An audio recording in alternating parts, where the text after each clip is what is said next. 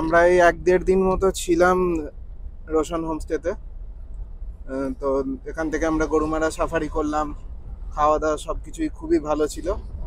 এবার আমাদের নেক্সট যে ডেস্টিনেশন সেটা হচ্ছে সামসিং। সকাল সকাল আমরা লুচি আর ছোলার ডাল খেয়ে যাওয়া শুরু করলাম।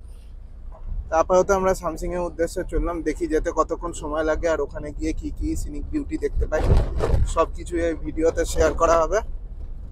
আপাতত আপনারা ভিডিওটা দেখতে থাকুন, লাইক করুন, সাবস্ক্রাইব করুন আর ভিডিও স্কিপ করবেন।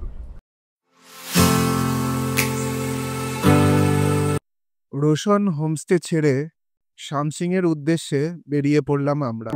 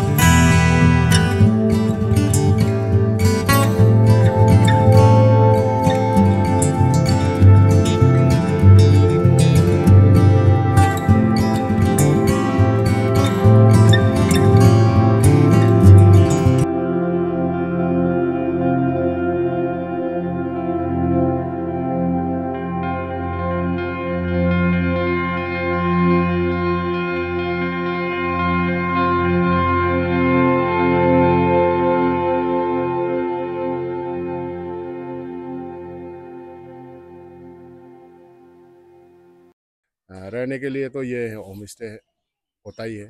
मतलब इधर सबका फैसिलिटी, सब कुछ का फैसिलिटी है।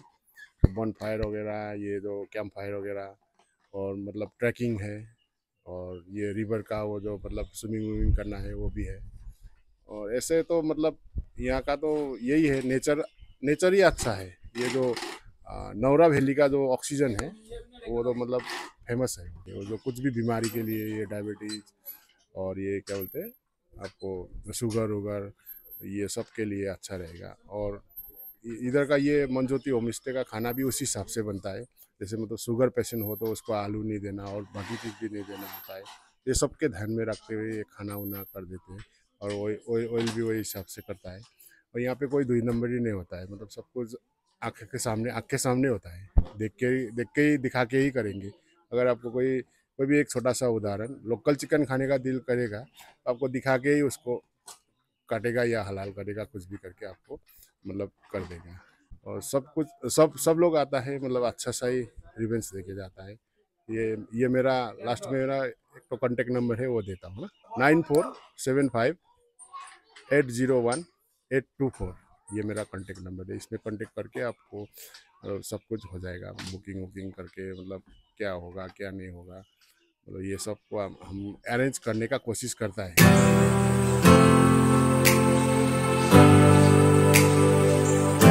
ঘরে না বসে থেকে বেরিয়ে পড়লাম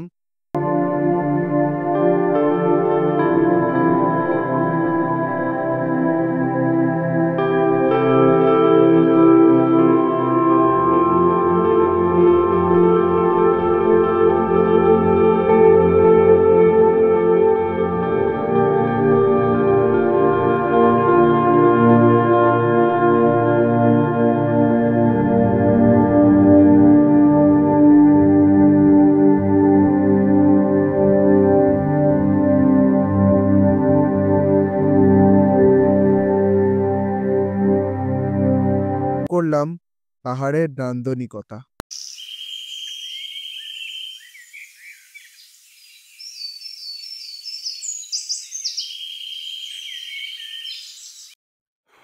ফাইনালি দুপুরবেলা ভাত, ডাল, ডিম, পাঁপড়, আলু ভাজা, রায়তা ইত্যাদি দিয়ে একদম জবরদস্ত লাঞ্চ করে মোটামুটি 1 ঘন্টা ঘুম দিয়ে আবার বেরিয়ে পড়েছি।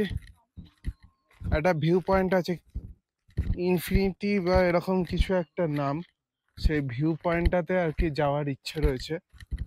দেখি কতদূর হেঁটে যেতে পারি, কারণ হালকা পেটটা একটু ভার ভার রয়েছে, নেই তা বলবো না, কিন্তু ওই ভিউ পয়েন্টটা থেকে নাকি খুব সুন্দর ভিউ পাওয়া যায়।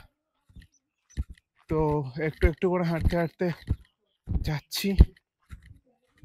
পাহাড়ের একটা অদ্ভুত ব্যাপার, যেহেতু এত হাঁটাহাঁটি হয়, বেশি বেশি খিদে পায়, বেশি বেশি খাওয়াও হয়ে যায়। তো যাই হোক, ঘুরতে এসে বসে থাকার তো কোনো মানে হয় না। গিয়ে পৌঁছালাম ইনফিনিটি ভিউ পয়েন্ট হোমস্টে।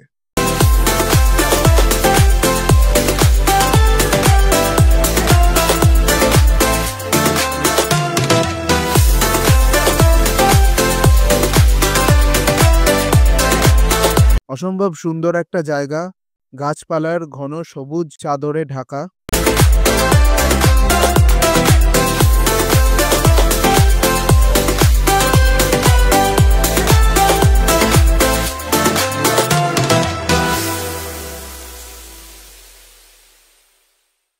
আরেক ডোগেশ গাইডকে অনুসরণ করে পৌঁছালাম ইনফিনিটি ভিউ পয়েন্টে।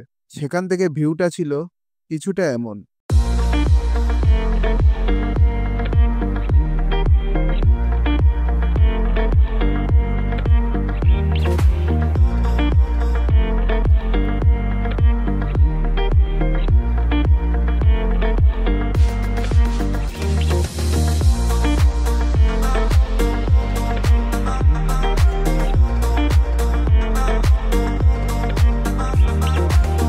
আমরা যে এতটা রাস্তা হেঁটে হাঁপাতে হাঁপাতে এসে এই ভিউটা এনজয় করলাম, সেটা জাস্ট সকালবেলা ঘুম ভেঙেই যদি কেউ দেখতে চায়, তাহলে অবশ্যই তাকে থাকতে হবে এই ইনফিনিটি ভিউ হোমস্টেতে।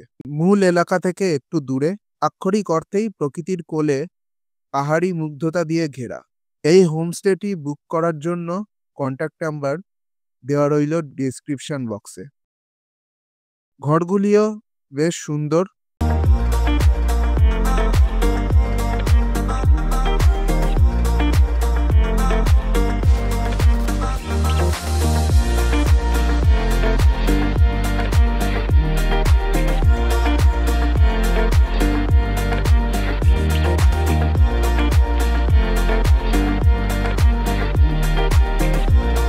তবে সবচেয়ে বেশি সুন্দর ছাদটা।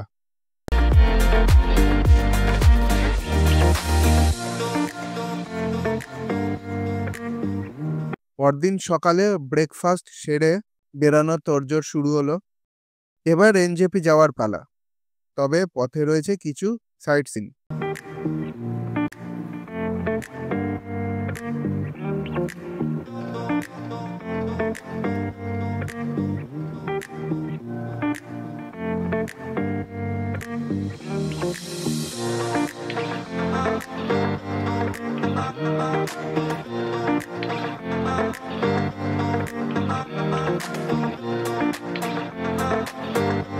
এরপর দুর্বিসহ পাথুরে রাস্তা পার করে কোনো রকমে পৌঁছালাম ভাট্টি।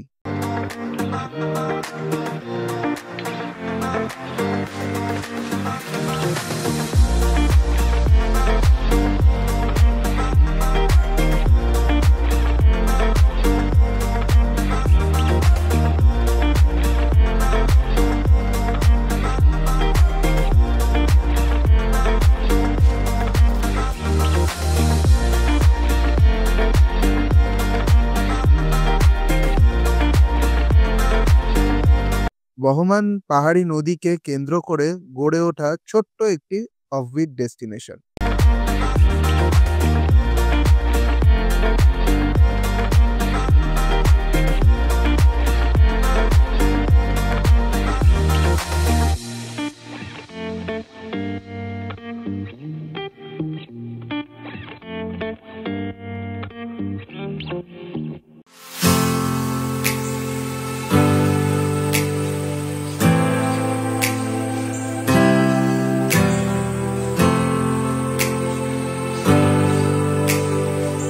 খানিকটা সময় কাটিয়ে চলে এলাম ঝালং গৌরীবাস ভিউ পয়েন্ট।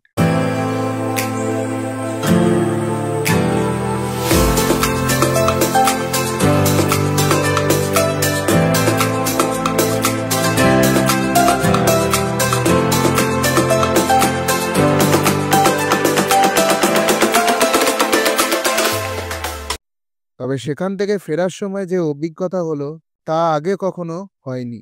যাওয়ার পথে দেখা হলো এক দাঁতালের সাথে। পারাপারের উদ্দেশ্যে উঠে এসেছে রাস্তায়। যাই হোক, সাহস করে বেশ কয়েকটা ছবি তুলে ফিরে চললাম এনজেপির উদ্দেশ্যে।